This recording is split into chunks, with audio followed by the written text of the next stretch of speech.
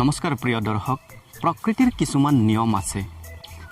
জীৱ-জন্তুসমূহৰ কাৰণে প্ৰকৃতিয়ে খাদ্য তালিকা প্ৰস্তুত কৰি ৰাখিছে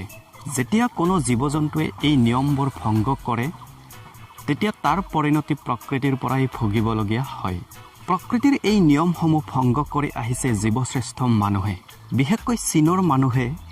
মানুহৰ বাহিৰে আন সকলো জীৱ-জন্তুক তেওঁলোকৰ খাদ্য তালিকাত অন্তৰ্ভুক্ত কৰিছে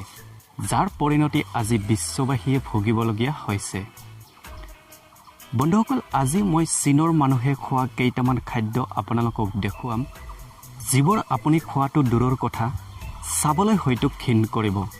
বন্ধুসকল ভিডিও আৰম্ভ কৰাৰ আগত এটা সৰু ৰিকুৱেষ্ট ভিডিওটোত এটা লাইক কৰি দিব লগতে এই চেনেলটো সাবস্ক্ৰাইব কৰি ওচৰত থকা বেল আইকনটো প্ৰেছ কৰি ৰাখিব নম্বৰ 1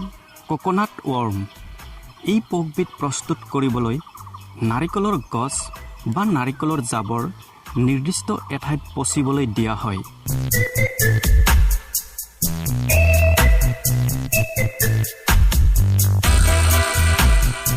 তাত এই পকবোৰ প্ৰস্তুত হোৱাৰ পিছত সেইবোৰ উঠাই নি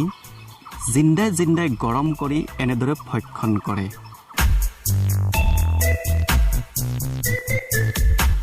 নম্বৰ 2 লাইভ ফ্ৰগ অৰ্থাৎ জিন্দা ফেকুলি চীন আৰু জাপানৰ মানুহৰ এইবিধ প্ৰিয় খাদ্য ইয়াক কিছুমানে চুপ বনাই খায় আন কিছুমানে জিন্দা ইয়াৰ ছালখন আঁতৰাই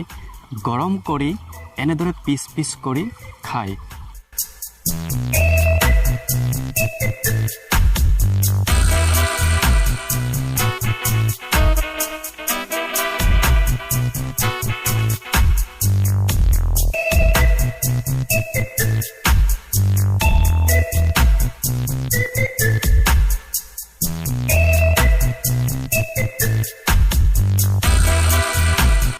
নম্বৰ 3 গ্ৰিল ৰেটছ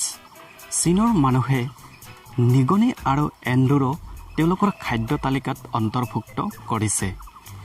ঘৰৰ বা বাহিৰৰ যিবোৰ নিগনি বা এন্দুৰ থাকে সেইবোৰ সিহঁতে প্ৰথমতে মাৰে তাৰ পিছত সিহঁতৰ গাৰ পৰা ছালখন এৰুৱাই তাত মছলা সানি সেইবোৰ ফ্ৰাই কৰে আৰু তাৰ পিছত সেইবোৰ ভক্ষণ কৰে চীনৰ প্ৰায় প্ৰতিখন বাৰ আৰু ৰেষ্টুৰেণ্টত এই গ্ৰিল ৰেটছ উপলব্ধ নম্বৰ 4 বালুট বন্ধুসকল এইবিধ খাদ্যৰ কথা শুনিলে আপোনালোকৰ হয়তো বহুত খং উঠিব বালুট প্ৰস্তুত কৰিবলৈ কণীবোৰ মুৰ্গীৰ ওচৰত প্ৰায় 15-20 দিন থৈ দিয়া হয় যাতে কণীৰ ভিতৰত মুৰ্গীৰ পোৱালি সৃষ্টি হয় আৰু সেই পোৱালিসমূহ কণীৰ বাহিৰলৈ ওলোৱাৰ আগতে অৰ্থাৎ জন্ম পোৱাৰ আগতে কণীটো বইল কৰা হয় আৰু ভিতৰত থকা পোৱালিটো এনেদৰে বইল হোৱাৰ পিছত তাত মছলা আৰু চুজ সানি ভক্ষণ কৰে এনেদৰে চীনৰ মানুহে মুৰ্গীৰ পোৱালি জন্ম পোৱাৰ আগতে ভক্ষণ কৰে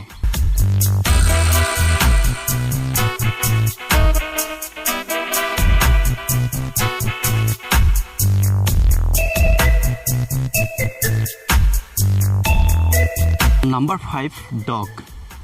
আমাৰ ইয়াতে বজাৰত যেনেকৈ পঠা ছাগলী বা মুৰ্গীৰ মাংস কাটি পিচ কৰি বিক্ৰী কৰা হয়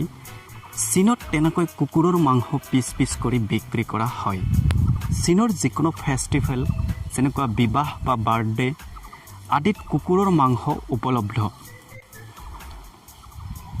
কিছু সংখ্যক লোকে কুকুৰ এনেকৈ জিন্দাই পুৰি তাত মছলা আৰু চুপ সানি ভক্ষণ কৰে বন্ধুসকল চীনৰ এই খাদ্য তালিকাৰ ওপৰত আপোনাৰ মতামত কমেণ্ট কৰি জনাবচোন ধন্যবাদ জয় আই অসম